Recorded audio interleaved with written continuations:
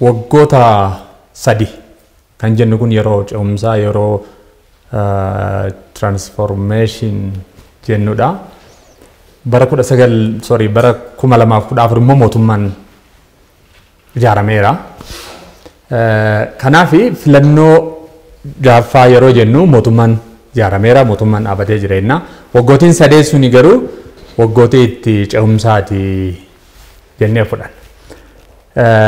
Kanaaf wanti uummanni hubachuu qabanii fi silaa hubatamuu qabu ture wanti jijjiiramaan dhufuu fi wanti ce'umsaan dhufu waan garagaraati. Jijjiiramaan wanta dhufu revolutionidhaan wanta dhufu ijaaruun sin dhibu salphaadha. Diigdeet ijaarta hunda isaatu. Diigdeet ijaarta. Mootummaa Haile Sillaasee gaafa kufu dargiin diigeet ijaara. Diiganii ijaaruun salphaadha akka sii ta'utti ijaarta waan ta'eef. Garuu Dr. Abiy erga aangootti dhufee ce'umsa jedhanii erga aangootti dhufee diigeetiin bitee kan ijaarame bara hin suphame. Suphuun immoo akka diiguu salphaa miti. Akkaataa itti suphitu si gaafata. Maandisii ittiin waan fokkataa ta'e keessaa baastee waan gaariidhaan bakka buusuu waan adda addaa gaafata waan ta'eef waggaa 3 sun hammam rakkisaa akka ture akka amma rakkoo amma keessa jiru kanaatti nu fides dhimmootuma akkasiiti akka ta'e hubatamuu wanta qabudha jedheen yaada. Maaliif filannoo jaaffaan akkamitti karaa heera qabeessa ta'een akkamitti akka gaggeeffame obbo Nasruu waan kaasaniifan yaadni kun gabbachuu qaba, cimuu qaba. Waggoota 3 san keessa waan hojjetametu filannoo jaaffaan kuni akka bilisaa fi iftooman uummanni fedhiidhaan mootummaa isaa gad dhaabatu kan godhe waan jedhu akka hubatamuufi. Obbo Addisuu wanti kaasan IGR intergovernmental relation wanti jedhan kuni waggaa 27 ta'eedhaniiti malee osoo jiraate silaa gaarii ture. Fakkeenyaaf mootummaan South Africa yoo fudhannu waan kana qabu. Kanaaf sirni federalizimii sabdaneessaa kun bar gaafa ijaaramu. Fakkeenyaaf Ameerikaan gaafa sirna federalizimii sabdaneessaa ijaarratu biyyoota duraan akka biyyaatitti jiraatantu walitti dhufanii biyya guddoo Ameerikaa jedhan ijaaran. Nu biratti garuu biyya unitarii keessa turtetu sirna federalizimii sabdaneessaatti ce'e. Yeroo kana rakkoodha jechuudha. Maaliif? Daangeessuu jira ka. Naannolee yeroo wanta gootu naannoo 9 gaafa uumtu naannolee kana daangeessuu jira. Naannolee daangeessuu kana keessatti walitti bu'iinsi naannoo Oromiyaa fi Somalee, naannoo Affaarii fi Amaaraa, naannoo Affaarii fi Oromiyaa wantoota akkasii kana keessa wanti jiru amma walitti bu'iinsi waggoota 30 kana keessa ture. Inni kun instituushinii kana dhabuurraa kan ka'edha. Irratti hojjetamuu waan qabudha. Osoo dhaabbanni akkasii kun jiraate silaa walitti bu'iinsi kun hir'achuu danda'a jedhee hin yaada. Dhimmoon akkasii kun baay'ee murteessoodha. Waan jajjabduu kaasaniiru obbo Adam dhimma siyaasa Oromoo daangatti bahee gara jidduutti fiduudha. Wanti jedhu kun waan nama mararuu waan namni marti irratti dalaguu qabudha. Maaliif moggaa dhaabachuun kun waggaa 150 iyyuu nun baafne. Yeroo hunda keessaa obbaafneeti dirree taphaa keessaa baafneeti namoonni biroo yeroo taphatan laalla. Yeroo baay'ee jedhan callisnee baana. Wanti jedhan kun wanta irratti dalagamuu qabudha. Maaliif fiixa irra dhaabachuuni hin fayyadu, uummata Oromootis hin fayyadu, uummata biyya kanaatis hin fayyadu. Gaafa fiixa irra dhaabattu rakkoodha jechuudha. Kanaaf dhimmi compromise gochuu, cooperation gochuu wantoonni akkasii kun murteessaadha waan ta'eef kanarratti wanta dalagamuu qabudha. Eenyumtuyyuu ilaalchadha wanti jijjiiramuu qabu. Ilaalchi kun immoo ta'uu kan qabu uummanni Oromoo ijaarsa biyya Itoophiyaa keessa bakki keenya eessa? Oromiyaa malee Itoophiyaa yaaduun danda'amaayi. Maaliif keessaa of dhiibna nuti? Yookiin immoo kaartumaamla jiru kana kan Oromiyaa keessaa baasiti biyya Itoophiyaadha laalime hin jiru. Biyya tumtu hin jirtu.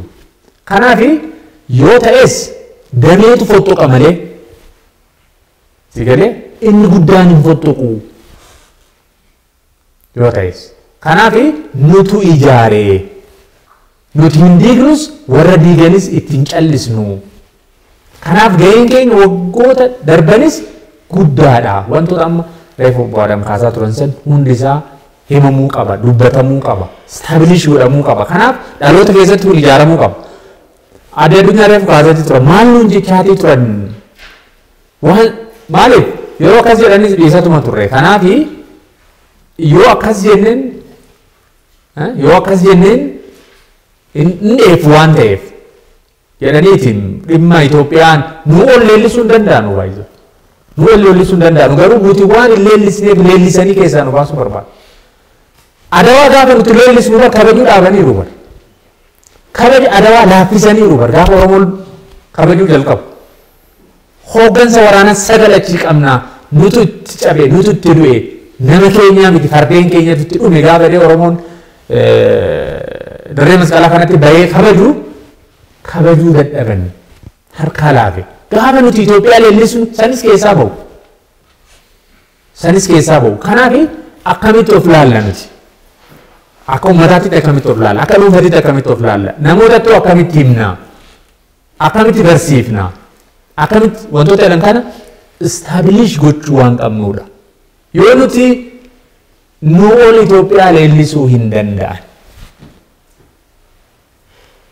maal inni muummichi ministeeraa gaafa jalqaba aangootti dhufu haasawa isaa dhaggeeffatanii raattanii yookiin amma sirra deebi'aa dhaggeeffadha waan tokko dubbatee ture አንድነን ማለት አንድ አይነትነት አይደለም ጀ አይንዲው አንድነን ማለት አንድ አይነትነት አይደለም ቶኮ የቹ መጨለክሲኔ ቶኮ የቹ ሚቲ ማለት ሄዱምን ፊ ደንማን ንጅራ ማነጅራ በርማና አከብያት ሙጉዳ ዋይ ካና የሮዱበን አከብያት ትጉኑ አንጉዳ ካናፍ ጋብሰን ስታቢሊሽ ጎደኒ ዋናቺ ካኒ ዳኩን አንድነን ማለት አንድ አይነትነት አይደለም ኩኒ ማን መጅራ ባወራ ፋቲ ወራ ቶኮ ጋፈደን ሺን ሲገሌ ኮርኒያንን ዳላዳን ኢራ ማንኒ ወን ቶኮ ነው ቶኮ ገሩ ዋንሰን አከብያት ከነዮ ol baasee ilaaltu waan guddaadha jechuudha. Kana akkamitti to'anna kana akkamitti wanta jenna waan jedhu irratti kaasuun yookiin immoo wanta gochuun murteessaa waan ta'eef. Kanaaf dhimmoonni ammallee bohaadam kaasan wanti social media irra wanti deemaa jiru yoo amma fakkeenyaaf hirmaannaa yookiin immoo zamachaa maalii gaafa jedhamu intentionally diasporaan wanti godhan jira. Warri biyya keessaa immoo share goonaa, like goonaa, maal goonaa, YouTube ittiin daldaltaa lubbuu namaatti ba'a. Maal jechuudha kun? Kanaaf gara namni yookiin ajandaan murni tokko nuu kaa'ee duuka ceenee duuka facaanee ila kanaaf deemanii duraanuu akkas jennee ture duraanuu shakkinee jirra yeroo diasporaan jedhu yeroo maaliif nullee miidhumaan baanee itti himuu qabnaa bara sirrii miti Oromoon waan waggaa 50 dabarsee dhiisiti waan waggaa 27 dabarsee deebi'ee jiraachuu hin barbaadu waggaa 27 kan wayyaanee sanuyyuu deebi'ee jiraachuu hin barbaadu manni Oromoo maaliif waan waggaa 50 yeroo nuti lallaban duraanuu jenneerra yeroo akkas gooneerra maali jenneerra jennee duuka facaana no waggaa 50 miti waggaa 27 wayyaanee wajjin dabarsine san deebi'ee jiraachuu hin barbaadu federalizimiin dhugaa lafa qabsiisnee isaan jiraachuu barbaadu ummata wajjin sabab sablammoota fi ummatoota biyya kanaa wajjin jechuu barbaadeet. Kanaaf obbo Saabiid wanta heera keessatti wanta wayyaanee yeroo waggaa 27 fayyadamaa turanii qoqqoodiinsa wanta jedhu waan gaarii natti tolee qoqqoodiinsa maaliif nam tokko immoo yaada majority rule minority right waan jedhu kaaseera. Minoritiin gaafa biyya bulchitu akkuma amma bosaa biyya san gooti hin qoqqoodda yoo akkas hin ta'in biyya bulchuu dandeessu waan ta'eef qoqqooduu malee biyya maaliif amma garuu erga haaromsa kana booda karaa sirriitti deebineera maajoritii ruul maayinooritii raayit waan jedhutti waan amma addee addunyaan jedhan san nutu biyya kana bulchaatii jira ummanni Oromoo immoo biyya kana keessatti relatiivi maajoritiidha. Maajoritiin immoo sabab sablammoota saddan qoqqoodu konfidensii qaba. Fotoquu sin barbaadu. Sigalee fotoqsuu sin barbaadu. Kanaaf waan akkasii kanatti istaabilish goonee yoo wanta inni gaariidha. Keeyyanni 39 obbo Baqqalan bareechanii dubbatan. Keeyyanni 39 isa fotoquu hedduu tanaan haqaaqanii wanti baay'ee achi keessatti jedhama. Garuu gatta'anii warroonni seeraa yoo ilaalanii keessaa yoo inni bahus jiraatus uumaa waan baay'ee nama dinqisiisuuf yoo Eertiraan gaafa fotoqxu bar saseeshin waan ta'edhu hin jiru. Saawus Sudaan irraa gaafa fotoqxu saseeshin waan ta'edhu heera isaanii keessa hin jiru bar. Kanaaf sun baay'ee waan nama yaachisuu miti garuu xiyyeeffannaan waan akkasii kana gochuun waanuma jiruufi kanaaf dhimmoonni amma haaromsa yookiin immoo erga mootummaan kunis ijaaramee boodatti baay'ee ida'amuu fi karaa ida'amuu wanti jedhu kuni lallabamuu qaba. Warroonni amma iddoo adda addaatirraa dhaabbilee adda addaatirraa dhuftan kun akkaatatti gadi qabaatee uummatatti hima. Wanti fakkeenyaaf heerri mootummaa ni fooyya'a malee hin jijjiiramu. Ni fooyya'a jechuun ni ida'amaa jechuudha. Ida'amuun san karaan ida'amuutis karma nutti hima. Dinagdeedhaan hawaasummaadhaan siyaasan ni ida'ana malee wanti diignu hin jiru. Waan fokkataa baafnee waan bareeda ta'e immoo itti ida'uu itti dabaluu wanti jedhu kun jira waan ta'eef kan istaabilish godhameeti himamuu qaba. Akka roodmaappiitti wanta qabatamuu qabuudha jedheen yaada. Ishee dhumaa wanta jechuu barbaadu fakkeenya biyyoonni akka Ameerikaa fi biyyoonni birootis maaliif nurratti xiyyeeffatanii waay maaliif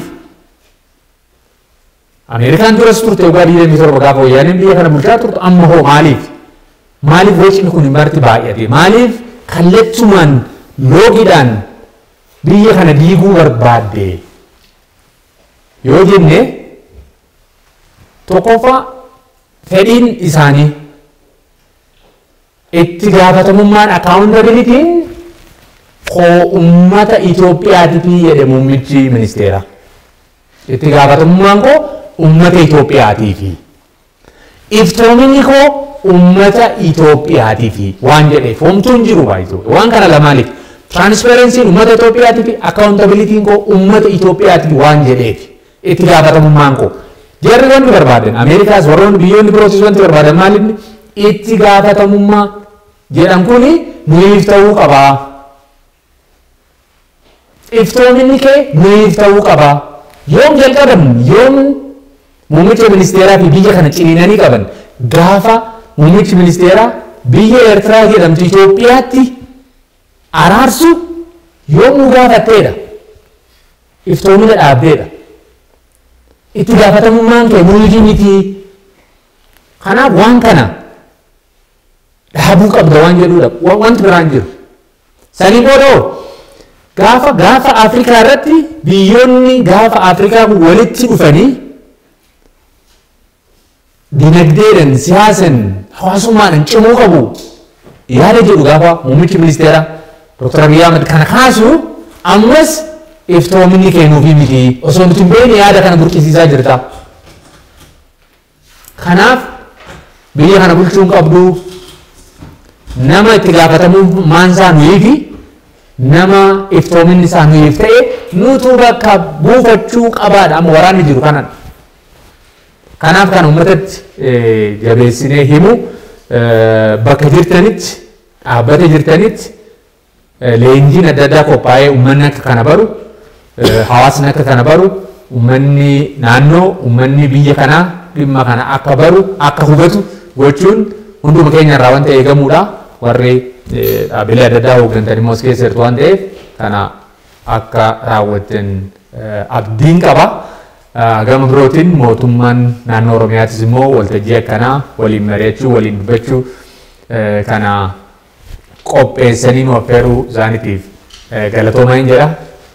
Kanarraa asumarratti xumurraa horaa bula.